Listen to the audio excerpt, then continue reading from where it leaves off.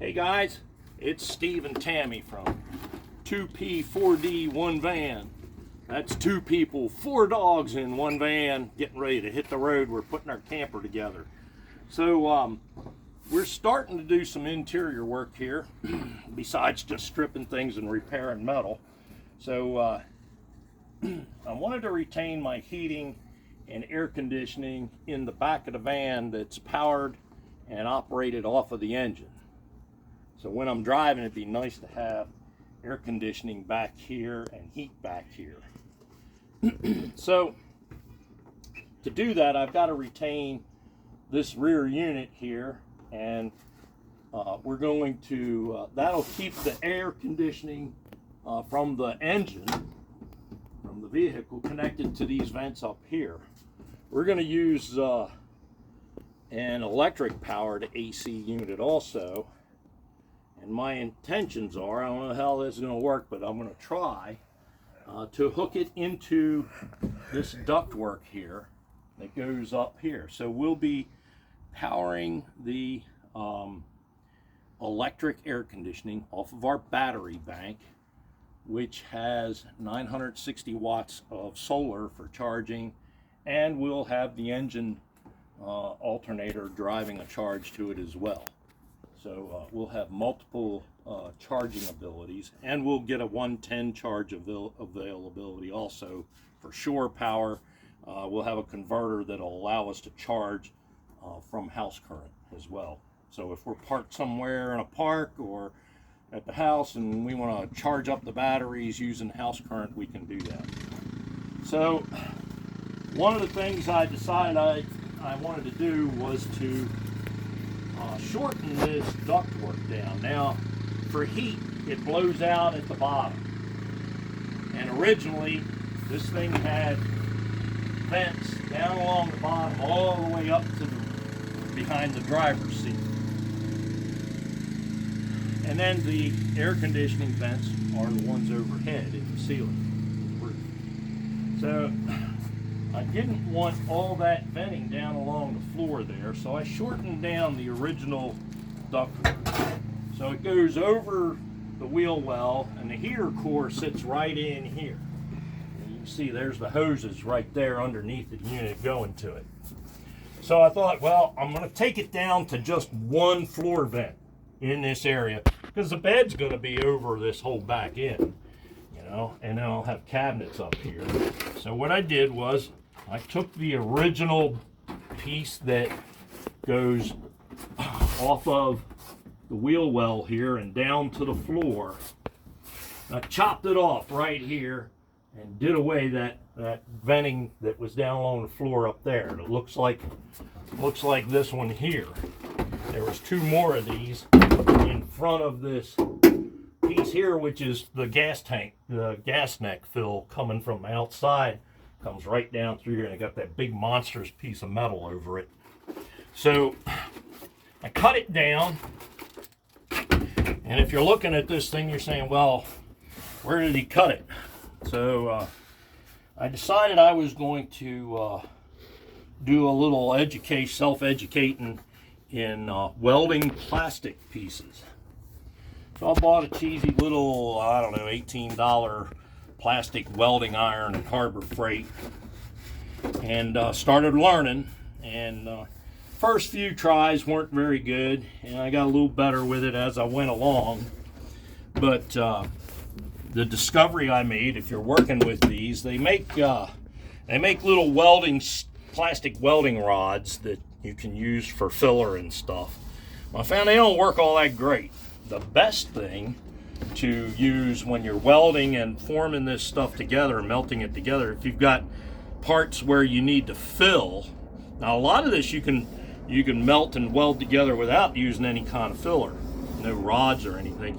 You can simply melt the two pieces together and mold it, and then reinforce it from the backside with some additional plastic. But I in cutting these pieces, I ended up with some small shreds and trim pieces and things like that, and I just used those and melted them in where I needed to fill. And this isn't perfect, but you know what?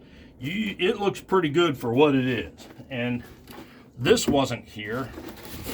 this panel actually came up somewhere right around in here. And there's another big panel that snaps in over top of this ductwork along the wall here. And then the front comes down and laps over it like you see right there. So when I cut this, because I didn't want all that plastic all the way out to here, because my bed, my mattress has to go all the way against the metal on both sides to get me enough room so that I can lay down in there. I'm 6'2", well, maybe 6'1", somewhere around there. And to get that much, I need the whole width from metal to metal. I'm gonna put carpet over this, and that's about all it's gonna be right there. So, you know, when I cut these, the panel ended right here, and I had a big open area on top. So I cut these pieces here out of the parts that I removed out of flat areas, cut them, shaped them, welded them in here, glued and melted the plastic in. Maybe you could do a video when you weld another one. If I do some more, I'll do a video of how that works.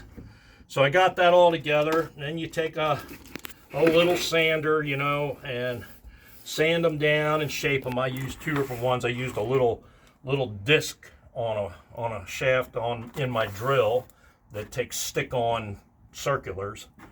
And then I also used a triangular sander for going into corners and edges. I got one of those, takes a triangular pad on that and paper, and I used that. So between the two, that's what I sanded and shaped it with after doing the welding, and then I just painted it. So on the back side here, one of the things I want to do is try to contain the heat in there. So this is going to get hot because this is where the heater core is. I've got engine coolant, so my antifreeze comes through these lines and goes through that little miniature radiator that they call a heater core that's inside here, and the air flows past that radiator and blows out hot air, and that's how you get heat from it.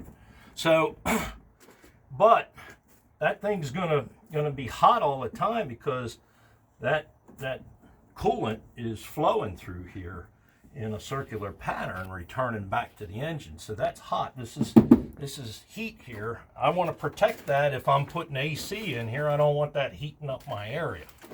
So I wanted to put my insulation. I'm using Reflectix. I wanted to put that around this here and apply it that way. So this panel goes in the front here, but my insulation is between my panel and the wall, and these three clips here, oh, that's bad. That one broke. So I might have to do a repair. I don't know how well this is going to fit, but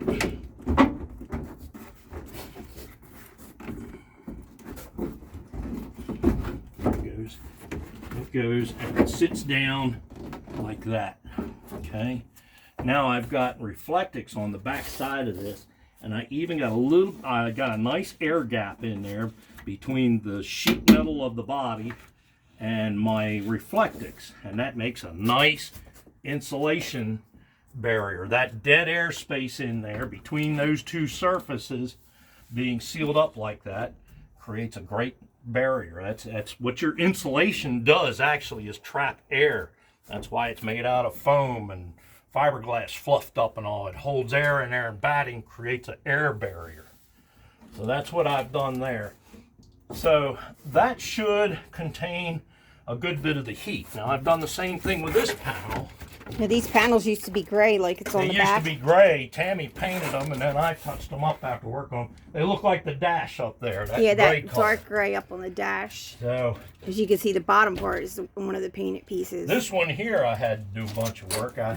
This used to come up all the way to the window. Not all the way to the window, because the window cover comes over and down to about here.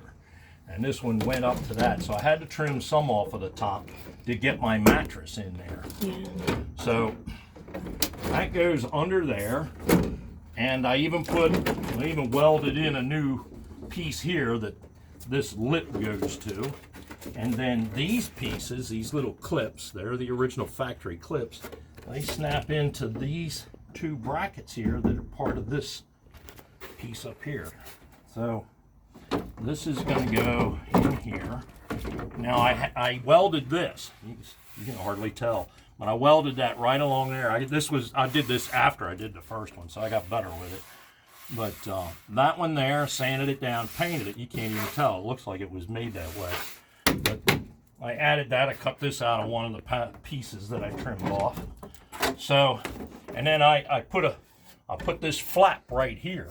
I added that, welded that all down there, smoothed it out, painted it, and this will go up against that.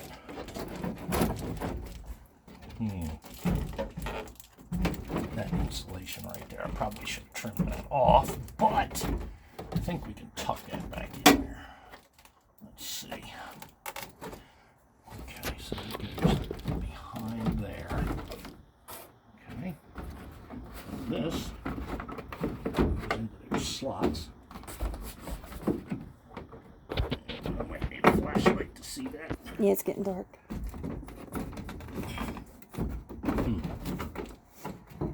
Where's these two? There they are right there. Okay, there's that one. And that one. Alright, that snaps. Oh, shoot. Alright, well, we'll pull that out like that. And we'll tuck this in over here so that this matches up against that. And I'll probably add, I might drill a few holes and put some push pin, the plastic pins, plugs in there to clip that together. Maybe do the same thing over here to tighten these connections up a little better. It almost looks like it should go underneath of that. Underneath of what? This? Yeah. Yeah, maybe it should. That's what it looks like to me. Get it out and do that though. I broke my weld part right there. I'm probably gonna have to repair that.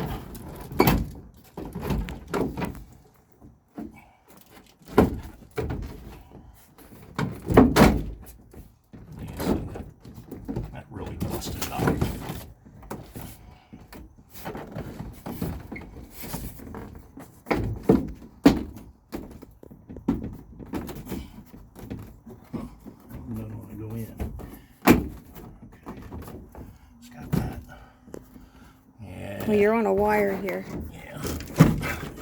I think that's supposed to go under there, though. Yeah, that lines up pretty good there. I need to trim this right here. And then weld that little spot. And then weld this back. Yeah, it looks good. So anyway, that gets this pretty well down to here. This back area here, because the panel sticks out too far and wastes space, I'll reflectix cover this back here and put some paneling on it or something, and we'll trim it out. And I don't know if we might just leave it flat floor space, you know, for storage. This will be garage access to get to this area. Black carpet or something. You know, maybe we'll cover it with carpet or, you know, some paneling or something. So anyway, we're getting there. We're working our way through it. We kind of got this resolved, and you know, we're just working it a piece at a time. So I'm gonna get that. I need to pause for a minute. I have a phone call coming in. All right.